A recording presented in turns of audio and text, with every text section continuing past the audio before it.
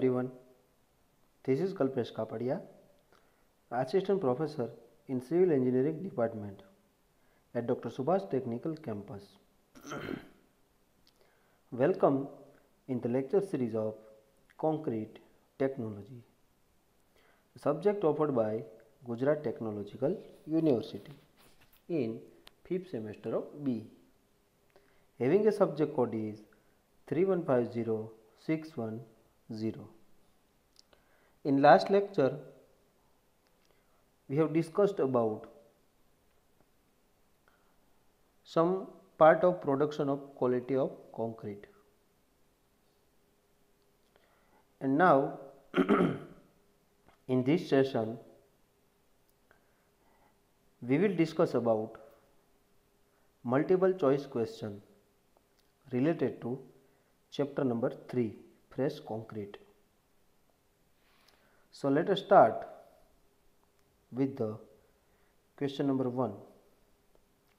Pick up the correct statement. Segregation is necessary for a workable concrete. Consistency does not affect the workability of concrete. If the slump increases, workability decreases. If the concrete mix is dry, the slump is maximum. And last one is none of the above. So यहाँ पे हमको कोई एक answer को choose करना है. सबसे पहला है segregation is necessary for workable concrete, तो ये इनकरेक्ट है. वर्केबल कंक्रीट के लिए सेग्रीगेशन नेसेसरी नहीं है. Consistency does not affect the workability of concrete, so ये भी नहीं सही है. If the slump increase workability decrease, ये भी गलत है. If the concrete mix is dry slump is maximum, ये भी गलत है. सो इनमें से करेक्ट स्टेटमेंट एक भी नहीं है, तो हमारा ऑप्शन आएगा E, none of the above. 10. If the slump of concrete mix is 60 mm, its workability is. जो कंक्रीट की स्लम्प वैल्यू 60 mm है, तो वर्केबिलिटी कैसी है?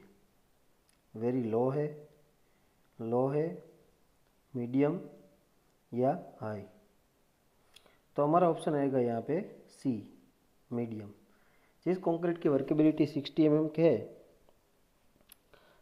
सॉरी स्लम्प है जिसका 60 mm है, तो उसकी वर्केबिलिटी आएगी medium. 10.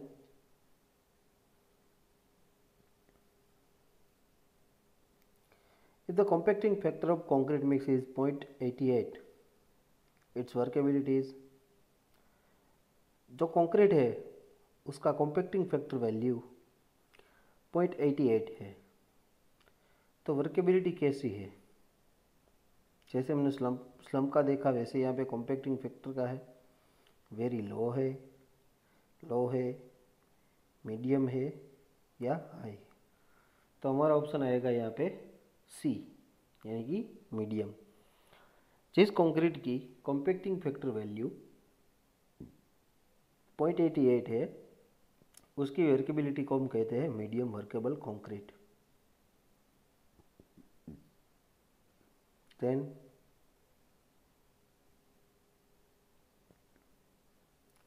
workability of concrete mix having very low water cement ratio should be ascertained by. जो कोई भी कंक्रीट मिक्स है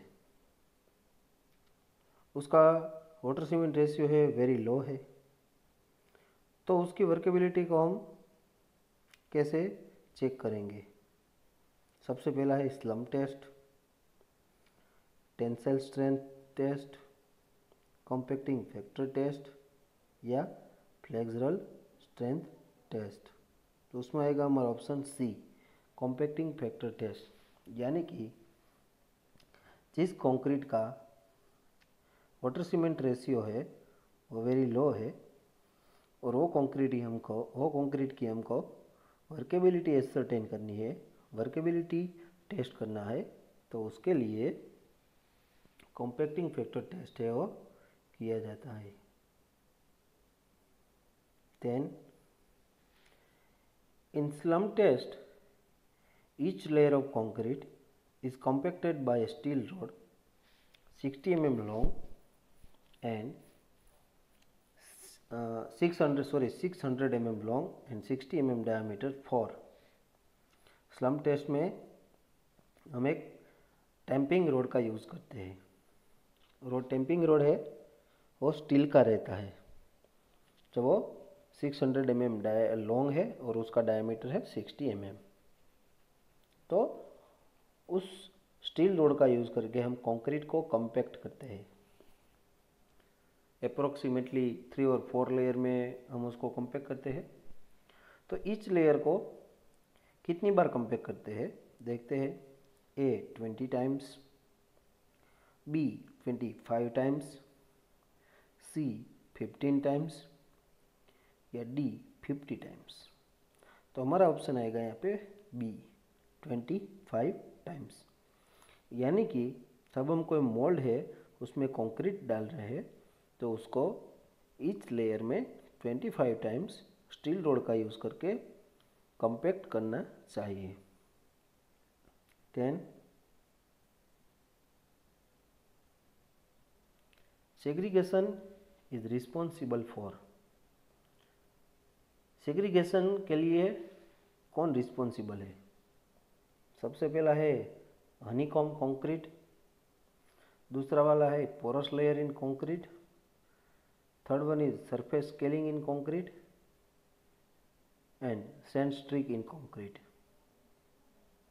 तो हमारा ऑप्शन आएगा E all of the above. So ऊपर के सभी आंसर है। हनीकॉम्ब कंक्रीट है तो वहाँ पे भी सेग्रीगेशन होता है। कंक्रीट में पोरस लेयर रह जाता है तो उसकी वजह से भी सेग्रीगेशन होता है। Surface scaling in concrete, surface scaling होता है कंक्रीट में तो उसकी वजह से भी सेग्रीगेशन होता है। सैंड स्ट्रिक्स इन कंक्रीट तो उसकी वजह से भी सेग्रीगेशन होता है। तो हमारा ऑप्शन आएगा all of the above. Then the specification of a cement bag for storage are. Cement bag को स्टोर करने के लिए नीचे दिए गए स्पेसिफिकेशंस में से कौन सा सही है? ए वेट 50 किलोग्राम, ये सही है। सीमेंट की बैग जो हमारी रहती है उसका वेट 50 किलोग्राम रहता है। बी है प्लान एरिया 3000 स्क्वायर मीटर, तो ये भी सही है कि जो हम कंक्रीट बनाते हैं, जो हम सीमेंट बैग है उसको स्टोर करते हैं, वो स्टोर करने के लिए जो हम स्टोरेज बनाते हैं उसका जो प्लान एरिया रहता है वो 3000 स्क्वायर सेंटीमीटर रहता है, सेंटीमीटर स्क्वायर रहता है देन वॉल्यूम 35 लीटर्स। तो एक सीमेंट बैग है उसका वॉल्यूम 35 लीटर्स रहता है। एंड हमारा ऑप्शन है D all of the above. So यहाँ पे ऑप्शन आएगा D all of the above, यानी कि ऊपर जो 3 ऑप्शन दिए गए हैं और तीनों के तीनों है वो करेक्ट है। Then to prevent segregation,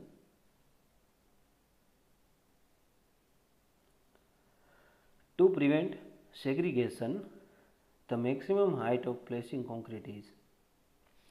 segregation को रोकने के लिए जो हम कंक्रीट को प्लेस करते हैं तो उसकी मैक्सिमम हाइट है वो कितनी होनी चाहिए? ऊपर से जब हम कंक्रीट को नीचे फेंकते हैं तो उसकी हाइट कितनी होनी चाहिए मैक्सिमम हाइट? तो यहाँ पे दिया गया option, first one is 100 centimetre, second one is 125 centimetre, C is 150 centimetre and D is 200 centimetre. हमारा ऑप्शन आएगा ए 100 सेंटीमीटर, यानी कि 100 सेंटीमीटर से आप कंक्रीट है उसको मैक्सिमम हाइट है उसकी 100 सेंटीमीटर से आप कंक्रीट को प्लेस कर सकते हो। उससे ज़्यादा हाइट से कंक्रीट को नीचे थ्रो नहीं करना चाहिए। जो उससे भी ज़्यादा हाइट से आप कंक्रीट को थ्रो करोगे तो वहाँ पे सेग्रीगेशन होने की जो संभावना है वो बढ़ जाती है। Slump test of concrete is a measure of its. Slump test जो कंक्रीट का हम करते हैं तो उसकी वजह से हमें क्या मिलता है? कंप्रेसिव स्ट्रेंथ मिलती है, ये गलत है। कंसिस्टेंसी मिलती है, तो ये सही आंसर है। हमको कंसिस्टेंसी फाइंड आउट कर सकते हैं। टेंसाइल स्ट्रेंथ ये भी गलत है, और ये इम्पैक्ट वैल्यू ये भी गलत है, और ये कंसिस्टेंसी है, और सही आंसर है। हमारा ऑप्शन आएगा बी। कंसिस्टेंसी और वर्केबिलिटी दोनों का मतलब होता है सेम। वर्केबिलिटी ऑफ कंक्रीट में B improve by adding. Concrete की वर्केबिलिटी को इम्प्रूव करने के लिए क्या ऐड करना चाहिए? सबसे पहला है fly ash, second one is hydrated lime, calcium chloride, ये सभी आप डाल सकते हो वर्केबिलिटी इम्प्रूव करने के लिए। डी है बेंटोनाइट, और ई है ऑल ऑफ अबव। तो ये ऊपर के चारों ऑप्शन है वो सही है, यानी कि हमारा ऑप्शन आएगा ई, ऑल ऑफ अबव। इनमें से कोई भी मटेरियल का यूज़ करके आप कंक्रीट में डाल सकते हो, और कंक्रीट की वर्केबिलिटी है उसको आप इम्प्रूव कर सकते हो। तो cement becomes useless if it's absorb moisture exceeds. Cement है वो यूजलेस बन जाती है, और उसका रीज़न होता है कई बार मॉइस्चर है वो एब्सॉर्ब कर लेती है सीमेंट। तो कितना मॉइस्चर है वो एब्सॉर्ब करने से वो सीमेंट है वो यूजलेस हो जाती है? 1%, 2%, 3% या 5%? हमारा ऑप्शन आएगा D, 5%। Then maximum water cement ratio required for a workable concrete is. Workable concrete के लिए मिनिमम वाटर सीमेंट रेशियो है वो कितना रहना चाहिए? तो 0.30, 0.40, 0.50 या 0.60? तो यहाँ पे ऑप्शन आएगा बी, यानी कि minimum water cement ratio required for a workable concrete is 0.40. Then grading of aggregate in a concrete mix is necessary to achieve. जब हम कंक्रीट मिक्स बनाते हैं उसमें एग्रीगेट को ग्रेडिंग करके उसमें इंसर्ट कराते हैं, उसकी वजह से क्या अचीव होता है? Adequate workability, higher density, reduction of voids, better durability. हमारा ऑप्शन आएगा सी, यानी कि ग्रेडिंग करने से, एग्रीगेट के ग्रेडिंग करने से जो हमारे कंक्रीट में जो वॉइड्स रहते हैं उसमें रिडक्शन होता है। उसका रीज़न है कि हम कंक्रीट में कोर्स एग्रीगेट डालते हैं और फाइन एग्रीगेट भी उसमें मिक्स करते हैं। सो क्या रहता है उसकी फुल प्रोसेस क्या है? तो कि हमारा जो कोर्स एग्रीगेट है, कोर्स एग्रीगेट में जो बीच में जो जगह है, बीच में जो पोरस है, वो कौन फिल करता है? Fine aggregate. और ये दोनों फाइन और कोर्स एग्रीगेट का जो कॉम्बिनेशन हुआ है उसको बाइंड करता है। सीमेंट और वाटर की जो स्लरी रहती है वो उसको बाइंड करती है। तो ग्रेडिंग करने से अलग अलग ग्रेड के, डिफरेंट ग्रेड के एग्रीगेट को एक साथ मिला के अब जो उसके कंक्रीट में जो वॉइड्स रहते हैं वो उसमें कम रहते हैं। Reduction in aggregate cement ratio while keeping water cement ratio constant causes water cement ratio constant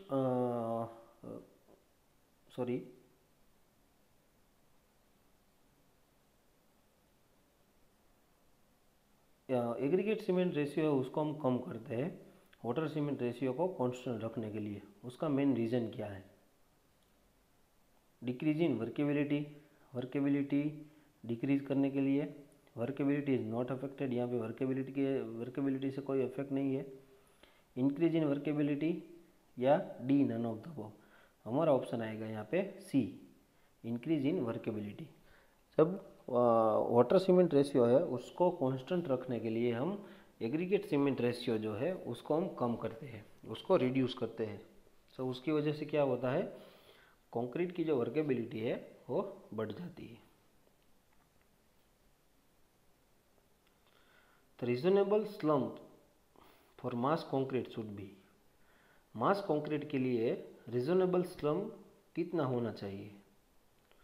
90 से 180 mm, 10 से 30 mm, 50 से 75 mm या 25 से 50 mm। हमारा ऑप्शन आएगा यहाँ पे डी, 25 से 50 mm reasonable slump for mass concrete. Then workability test most suitable for concrete of very low workability।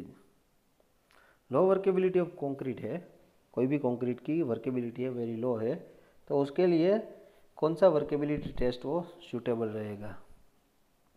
सबसे पहला है वीबी टेस्ट, बी है स्लम्प टेस्ट, सी है कॉम्पैक्शन फैक्टर टेस्ट या डी कैलिबोल टेस्ट। तो यहाँ पे कोई भी कंक्रीट की वर्केबिलिटी वेरी लो है तो वो कंक्रीट की वर्केबिलिटी चेक करने के लिए हमको वीबी टेस्ट करना चाहिए।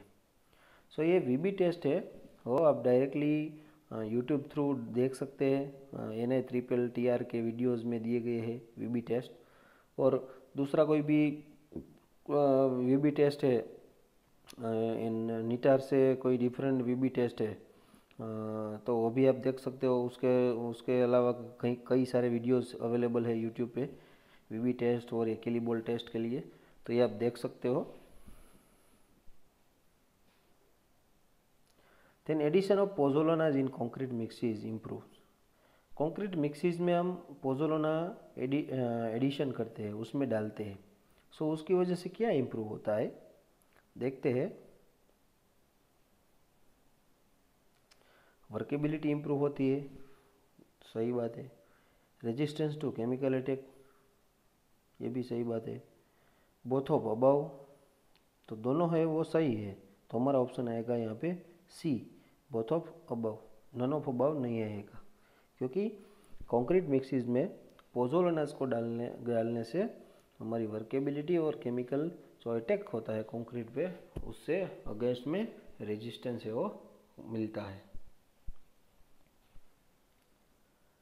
Then for mass concrete work the degree of workability should be, mass concrete work के लिए डिग्री ऑफ वर्केबिलिटी कितनी होनी चाहिए, कैसी होनी चाहिए? लो होनी चाहिए, एवरेज होनी चाहिए, हाई होनी चाहिए या वेरी हाई? तो यहाँ पे ऑप्शन आएगा ए, यानी कि जहाँ पे मास कंक्रीटिंग वर्क होता है वहाँ पे डिग्री ऑफ वर्केबिलिटी है वो लो रहनी चाहिए।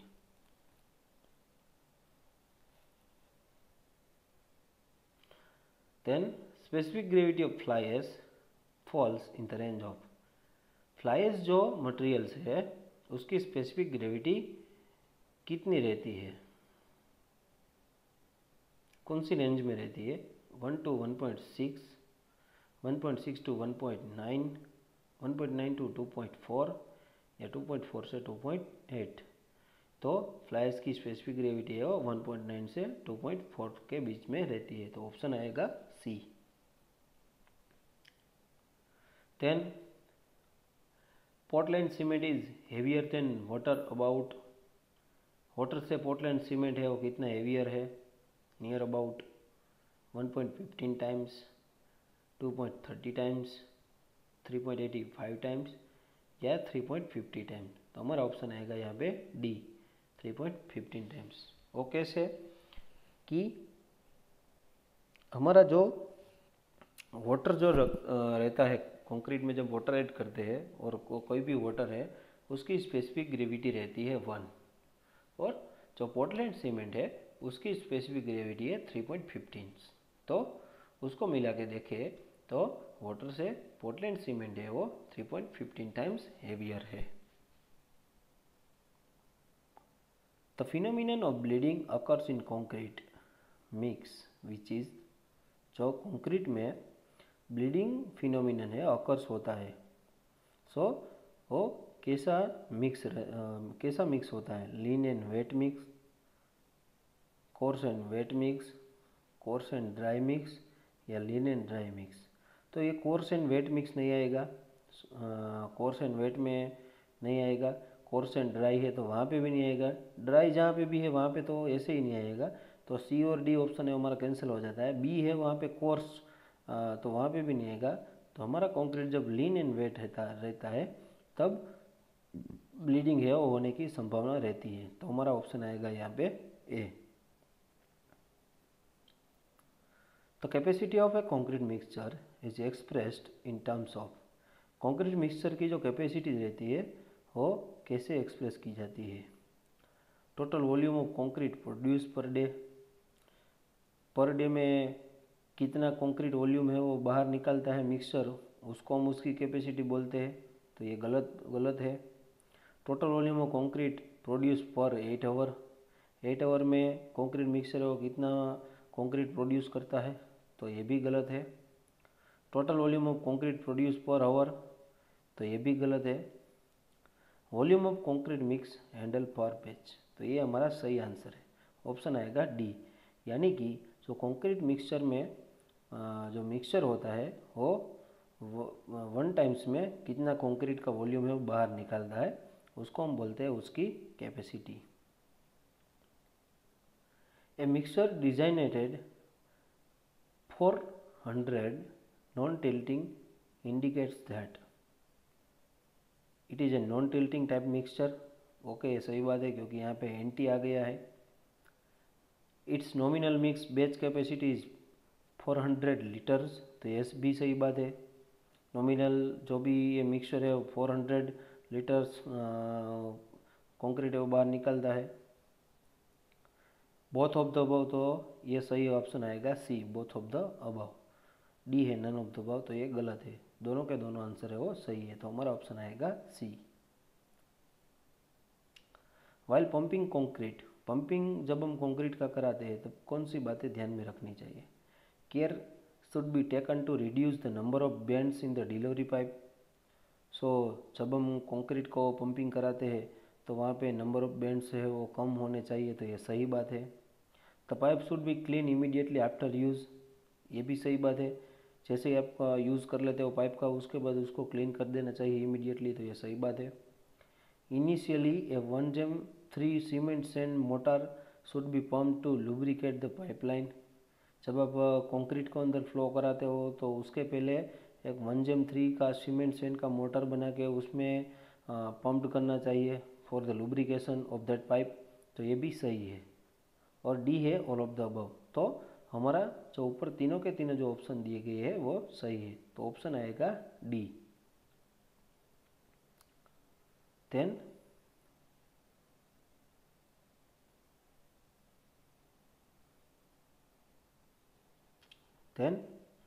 when concrete is pumped by a pump of 60 horsepower, the maximum horizontal distance that can be covered would be, जब हम कंक्रीट को पंप करा रहे हैं तब वहाँ पे 16 हॉर्स पावर का पंप जो रहता है, तो उसका यूज़ करके हम मैक्सिमम कितना हॉरिजॉन्टल डिस्टेंस है वो कंक्रीट को कवर करा सकते हैं। 150 मीटर, 200 मीटर, 300 मीटर या 400 मीटर। हमारा ऑप्शन आएगा डी, यानी कि 400 मीटर तक आप 60 हॉर्स पावर का पंप यूज़ करके कंक्रीट को पंप करा सकते हो। Then a 90 bend in the pipeline reduces the effective pumping distance by approximately। जब कोई पाइपलाइन में 90 अंश का कोई बैंड है और वहाँ पे आप कंक्रीट को पंपिंग करा रहे हो तो अप्रोक्सीमेटली इफेक्टिव पंपिंग डिस्टेंस है वो कितना कम हो जाएगा, 10 मीटर, 5 मीटर, 3 मीटर या 2 मीटर। तो यहाँ पे ऑप्शन आएगा डी, 2 मीटर। यानी कि कोई भी पाइपलाइन में 90 अंश सेल्सियस का बैंड है तो वो 2 मीटर तक का पंपिंग डिस्टेंस है वो कम हो जाता है approximately. Which type of vibrator is generally use for compaction of concrete, concrete को कॉम्पैक्ट करने के लिए कौन सा वाइब्रेटर है यूज़ होता है? Foam vibrator, needle vibrator, surface vibrator या स्क्रीन वाइब्रेटर। तो हमारा ऑप्शन आएगा बी। जनरली कंक्रीट को कॉम्पैक्शन करने के लिए नीडल वाइब्रेटर का यूज़ होता है। For compacting thin reinforce concrete slab following vibrator is recommended. Thin concrete slab है, वो भी रेनफोर्स कंक्रीट है, तो वहाँ पे कौन सा वाइब्रेटर है वो रिकमेंड करना चाहिए? Foam vibrator, needle vibrator, surface vibrator या वाइब्रेटिंग टेबल। तो हमारा ऑप्शन आएगा डी। हमारा ऑप्शन आएगा सी, सरफेस वाइब्रेटर। जनरली जहाँ पे भी रेनफोर्स सीमेंट कंक्रीट स्लैब रहता है तो वहाँ पे सरफेस वाइब्रेटर है, उसका यूज़ करके कॉम्पैक्शन करना चाहिए। Then surface vibrator is affected only when the thickness of concrete member does not exceed। Surface vibrator को जब हम यूज़ करते हैं तो जनरली कंक्रीट जो मेंबर रहता है कोई भी, उसकी थिकनेस कितनी होनी चाहिए और कौन सी कितनी थिकनेस से बढ़नी नहीं चाहिए? 100 mm, 150 mm, 200 mm या 50 mm। तो हमारा ऑप्शन आएगा सी, 200 mm से ज़्यादा थिकनेस नहीं होनी चाहिए। Then, while using vibrators for compacting concrete mixes, vibrations are used for spreading concrete in the foam. Vibration reduce entrapped air. Prolonged vibration reduces changes of segregation या all of the above। तो यहाँ पे देखते हैं कि vibrator का हम use करते हैं कंक्रीट में कॉम्पैक्शन करने के लिए, तो उसकी वजह से सबसे पहला ऑप्शन क्या दिया गया है कि vibrations are use for spreading concrete in the form. तो ये गलत है। वाइब्रेशन रिड्यूस एंट्रैप्ड एयर, ये सही है। तो वाइब्रेशन करने से कंक्रीट में जो एंट्रैप्ड एयर है वो है उसकी वजह से कम हो जाती है। और prolonged vibration reduces changes of segregation, ज़्यादा वाइब्रेशन करने से कंक्रीट का सेग्रीगेशन रिड्यूस होता है। तो डी है ऑल ऑफ द अबव। तो हमारा ऑप्शन आएगा B, vibrations reduce entrapped air. Vibrate करने से जो कोई भी मटेरियल्स है वो प्रॉपरली सेट हो जाते हैं एक दूसरे के साथ। कोर्स एग्रीगेट के बीच में फाइन एग्रीगेट रह जाते हैं और उसके अंदर जो भी एयर से वो बाहर निकल जाती है, तो उसकी वजह से पोरस कंक्रीट है वो कम होता है। Maturity of concrete is the, concrete की मैच्योरिटी को क्या कहते हैं? 28 days strength of concrete, 7 days strength of concrete, product of period of curing and temperature of curing, then 365 days strength of concrete. तो हमारा ऑप्शन आएगा सी, यानी कि आपने जब क्यूरिंग का जो पीरियड है वो और टेम्परेचर ऑफ क्यूरिंग का टेम्परेचर कितना है, वो दोनों को मिला के जो प्रोडक्ट निकलती है कंक्रीट का, कोई भी एलिमेंट्स निकलता है, उसको हम बोलते हैं maturity of concrete. Then the following conditions of concrete placements are termed as extreme environmental condition। नीचे कई सारे कंडीशन दी गई है, उसमें से कौन सी है वो एक्सट्रीम इन्वायरमेंटल कंडीशन है? सबसे पहली है अंडर वाटर कंक्रीटिंग, तो ये भी एक्सट्रीम इन्वायरमेंटल कंडीशन है। When concreting operation are carried out at temperature beyond 14 Celsius, तो ये भी एक्सट्रीम इन्वायरमेंटल कंडीशन है। When concreting operations are done at temperature below 5 Celsius, तो ये भी एक्सट्रीम एनवायरमेंटल कंडीशन है। एनी ऑफ द अबव, तो हमारा ऑप्शन आएगा यहाँ पे D, any of the above. इनमें से तीनों के तीनों एक्सट्रीम एनवायरमेंटल कंडीशन बोली जाती है। For a concrete slab of A 3.75 into 4.75 metre room, the striping time of form should be. Concrete कोई भी स्लैब है उसका जो डिस्टेंस है वो 375 इंटू 4.75 मीटर रहता है, तो उसका जो फॉर्म वर्क है उसका स्ट्राइपिंग टाइम यानी कि उसको रिमूव करने का टाइम कितना रहता है? 3 डेज, 7 डेज, 14 डेज या 21 डेज। तो ऑप्शन आएगा सी, 14 days.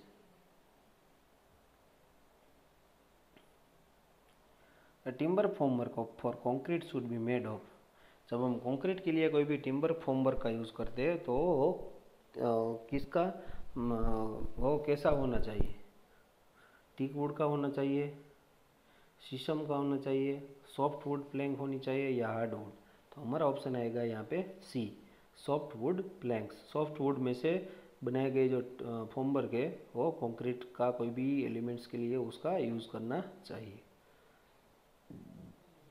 In cold weather curing of concrete should be continue for. Cold weather concreting जब हम करते हैं तो क्यूरिंग हो कितने दिन तक कंटिन्यू रखना चाहिए? 7 डेज, 14 डेज, 21 डेज या 28 डेज? हमारा ऑप्शन आएगा यहाँ पे डी। कोई भी कोल्ड वेदर क्यूरिंग आप कर रहे हो, कोल्ड वेदर कंक्रीटिंग जहाँ पे हुआ है वहाँ पे आप क्यूरिंग करते हो तो उसमें 28 डे तक क्यूरिंग है वो करना चाहिए। In hot weather concreting it is recommended for. Hot weather concreting है उसके लिए क्या रिकमेंड किया गया है? Use of cold mixing water, ये भी सही बात है। जब आप कंक्रीट बना रहे तो उसमें कोल्ड वाटर मिक्स करना चाहिए। यूज़ ऑफ लोइड सीमेंट, तो ये भी सही बात है। हीट ऑफ हाइड्रेशन कम करने वाले लोइड सीमेंट का यूज़ करना चाहिए। Have minimum cement content use करना चाहिए। And D one is all of the above. तो ये तीनों के तीनों है वो सही आंसर है। तो हमारा ऑप्शन आएगा D. Then a mix for under water concreting uses should have very low slump. जब आप अंडर वाटर कंक्रीटिंग कर रहे हो तो वहाँ पे स्लम्प कैसा होना चाहिए? Very low slump, high slump या none of the above? Option आएगा C, high slump. So under water concreting में हाई स्लम्प रहना चाहिए। तो water cement ratio is express by volume, weight, density या नन ऑफ द अबव? तो हमारा option आएगा B, weight. Then the freshly prepared concrete mix should be consumed normally within. Freshly हमने concrete prepare किया है वो कितने टाइम में कंज्यूम होना चाहिए? 24 आवर में, 8 आवर में, 1/2 आवर में या 15 मिनट में? तो हमारा ऑप्शन आएगा सी, मैक्सिमम 1/2 आवर में वो कंक्रीट है वो कंज्यूम हो जाना चाहिए।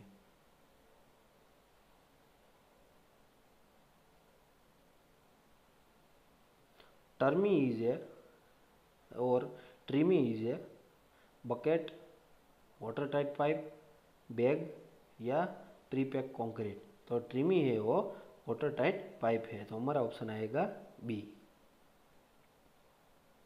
Then the diameter of tremie pipe for under water concreting should not be less than. जब हम अंडर वाटर कंक्रीटिंग कर रहे हो और ट्रिमी पाइप का यूज़ करते हैं तो उसका डायमीटर है वो कितना होना चाहिए और कितने mm से ज़्यादा नहीं होना चाहिए? 100 mm, 150 mm, 200 mm या 300 mm? तो हमारा ऑप्शन आएगा सी, 200 mm। तो ये थे हमारे चैप्टर नंबर जो 3 है फ्रेश कंक्रीट, उसके मल्टीपल चॉइस क्वेश्चन यानी कि MCQ। ये फाइनल एग्जामिनेशन और मिड सेमेस्टर या कोई यूनिट टेस्ट में ये मोस्ट टाइम भी है और कोई भी गवर्नमेंट एग्ज़ाम के लिए भी ये मोस्ट टाइम भी क्वेश्चन है।